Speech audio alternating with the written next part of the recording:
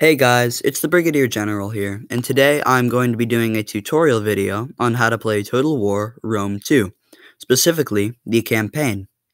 So to get yourself started, you're going to go over to the top eagle icon and click on Grand Campaign. This will take you to a whole nother page, which will have all the faction choices that you can choose from. If you're playing as Rome or Carthage, you'll be asked to join a family or a dynasty. These don't really matter, but every family, dynasty, or faction has different bonuses. Today, I'm going to be playing as Egypt, and they get the bonus of +1 food in all provinces and a research bonus, which helps a lot. Other factions get different boosts, such as a charge bonus or an attack bonus, or a bonus that gives you more money, or that helps out with public order. But today, I'm going to be playing as Egypt on normal mode. With this bar, you can change the difficulty.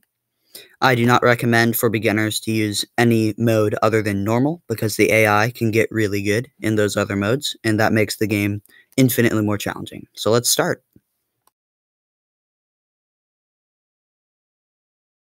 One of the reasons that I like Rome 2 so much is that before every battle, and when you start your campaign, they give you a quote or a little piece of advice that comes from contemporaries that lived at the time that the game is set in. Alright, so the game has started. You will see in the top left corner an advisor who is telling us that we're at war with another faction to our left. He basically gives you the rundown of the situation at the time, enemies, allies, friends, but we don't care about that, so we're going to click that out. And now we have received an objective. At the beginning of the game, you receive 4 objectives, which when you complete these objectives, they give you money or boosts, among other things, and these are important to complete because you never want to leave money on the table in these games. As you can see, we are Egypt, and we have an enemy to our left that isn't very powerful, but it's a minor faction. And we have 2 armies in Jerusalem and Alexandria, and 1 navy. So in order to move our navy, what I'm going to do is I'm going to left-click on the unit, and then I'm going to right-click where I would like it to go. I can click anywhere within this bubble. As you can see, when I move it now, it is moving pretty slow. In order to make this go faster, I can click the space bar when I move it, and this makes all of my units move faster. I do not need to click the space bar every time I move a unit. It will just slow them down again. I have a spy over here, which I like to also use as a scout to discover other factions and create more trading partners, because trading's very lucrative. And I know that Rome and Carthage are over this way, and they are very powerful trading partners, and that's what I'm trying to discover with my navy. Using my scout, I'm going to discover more provinces and territories along Turkey to try and trade with those factions. And so, as you can see, my scout moved fast because I had clicked the spacebar. Now what I'm going to show you is how to create trading partners and initiate any diplomacy with any faction that you would like to trade with, create alliances with, subjugate, make them your client state, etc. And so all of this is done by clicking this button in the bottom right, this icon. It is called diplomacy. And this is how I communicate with other factions. I can see who's trading with me with this green icon, how much money I'm making, who's friendly to me, who's my enemy, who doesn't like me, who I'm at war with, for example. This is basically how you manage your relations with other factions. If I wanted to create a trading partner, I would scroll down, find somebody that was friendly with me, click on their faction, and then I would initiate diplomacy with this faction. And so I would click this icon down here, go up to add offer / demand, and I would go up to trade agreement. There are many different types, but I would like to create a trade agreement. As you can see, the likelihood of success is low. This is a problem. I can offer them money, I can offer them a large sum or a small sum of money, and this will probably increase their likelihood of success. And so it is moderate, and so I'm going to click on this. They rejected the offer. So they're not in a very trading mood right now. So I'm going to leave them alone, lest worsen my relationship with that faction even more. You'll want to go to diplomacy almost every turn and see who is willing to trade with you. Their attitudes can change pretty quickly. So now I am at war with this faction to my left, and I have an army in Alexandria. I would like to train some units because it's not very strong right now. So I'm going to click on recruit units. I can see their stats, their attack, their defense, etc. There's tons of stats here, and I can see some units are better than others. So I'll hover over the units, I'll make my decision, and I like Egyptian infantry, and so I'm going to try to train as many as I can of them. As you can see, this unit would take 2 turns to train, whereas the others would take 1. I don't want to take 2 turns, so I'm just going to delete that by left-clicking on it. Now that I'm done training units in this army, I can click off and go train units in my other army in Jerusalem. Same principle applies, except I have less units that I can train here. Again, I can only train 4 units a turn, so I'll do that. So now, I've pretty much exhausted all my moves per my turn, but I'd like to show you guys the city controls. So in order to check out a city, I can click on the province, and I can see that I can build new places, that I can build buildings, I can upgrade existing buildings, by spending money, of course. Some buildings, when you build them, provide you a garrison. What a garrison is, it is units that only activate when you are attacked. So looking down here, I have a garrison of 11 based on buildings that I've built. So when an opponent attacks me, they will not only be facing the army that I currently have in the city, but they will also be facing the 11 troops that come from my garrison. So let's say I attack them, they have a garrison of 7, and so not only would I be facing an army in the city, if there was one, I'll also be facing the garrison of 7. And this is an important thing to keep in mind, because when you're attacking a city, you're not only attacking the army, but you're attacking the garrison. So ideally, you would have an army that is larger than their garrison. So now I'm going to build that building because I like the bonuses that it gives. And now I'm going to show you guys how to research different technologies. How you do this is going down to the Technology tab. As you can see, there's an exclamation point right now because I am not researching any technologies. When you open this, you will see 2 trees, the military and the civil tree. Do not worry, if you research one now, you can always go to the other one later. It is not a one-way street. I'm going to research the military tree because I'm currently at war with another country. Now I am pretty much spent. I have recruited my units, researched, and I can no longer do any actions, so I'm going to end my turn. Oh, I almost forgot to show you guys how to do an edict. So as you can see, I entirely control this province of Aegyptus. And so when I go into my cities, I can see that I have the ability to do an edict. This will provide a boost for this province, and I will do tax harvesting because it gives me money. And now, another thing I forgot to show you guys is how to manage your population's happiness. So when you go into a city menu, if you click on details, you can see their happiness meter. And this will show you different things, such as what is making them sad and what is making them happy. What you can also see is how much happiness they gain or lose per turn. The happiness meter is on a -100 to +100 scale. At -100, you encounter rebellions, and at +100, you get a boost of productivity and less corruption and more taxes.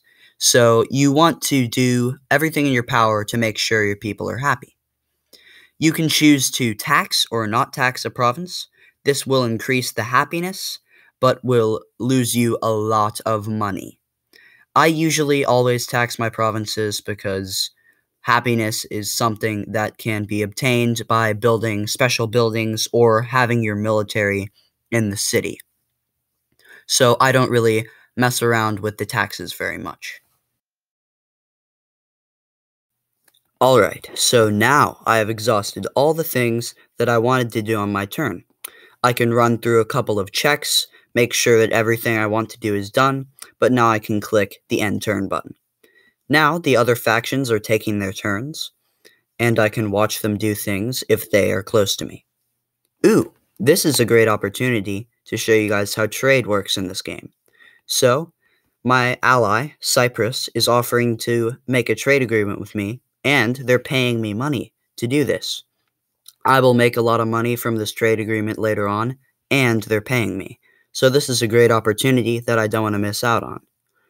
So what I'm going to do is I'm going to click counter offer to try and see if I can milk them for more money.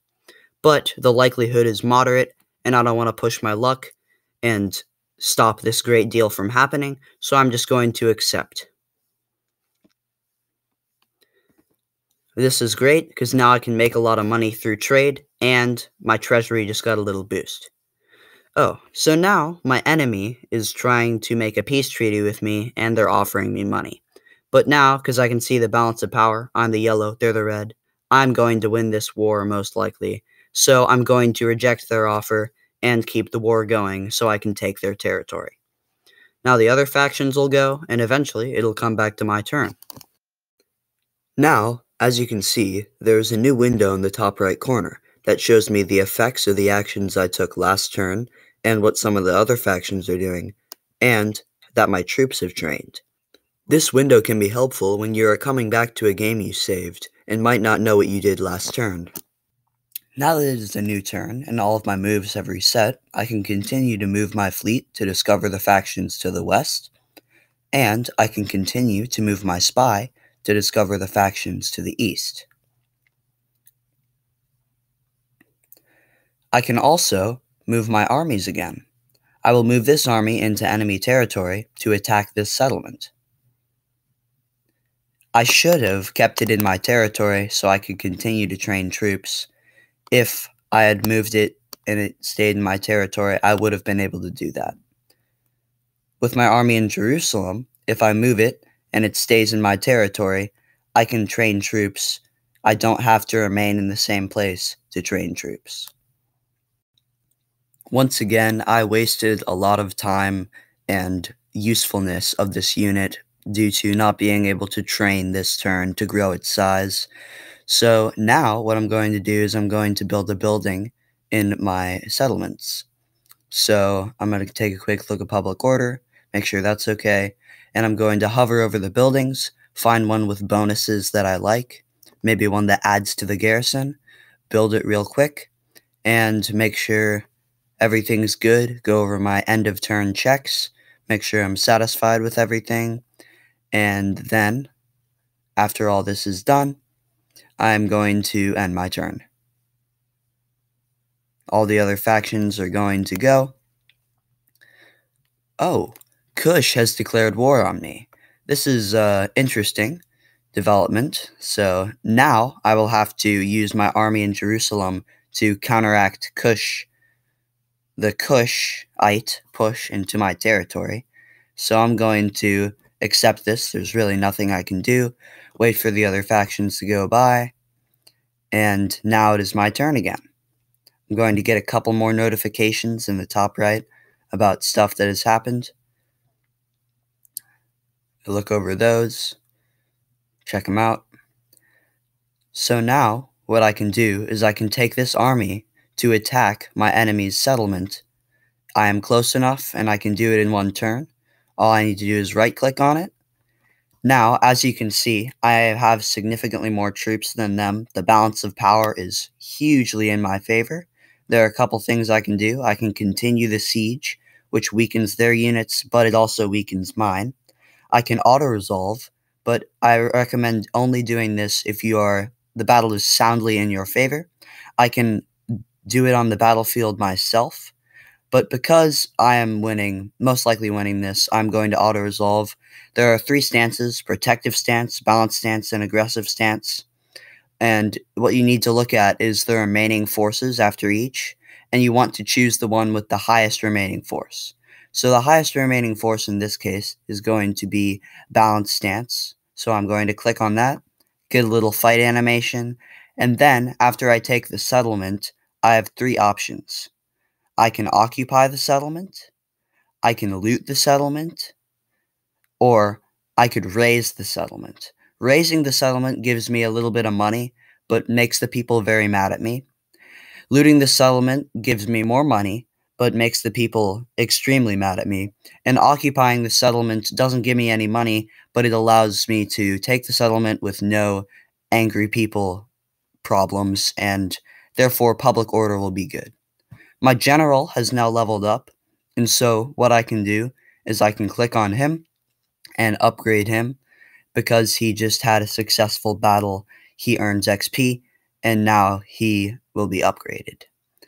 Click on the general, go down to details, click that up, go over to the tab, and choose which path you like.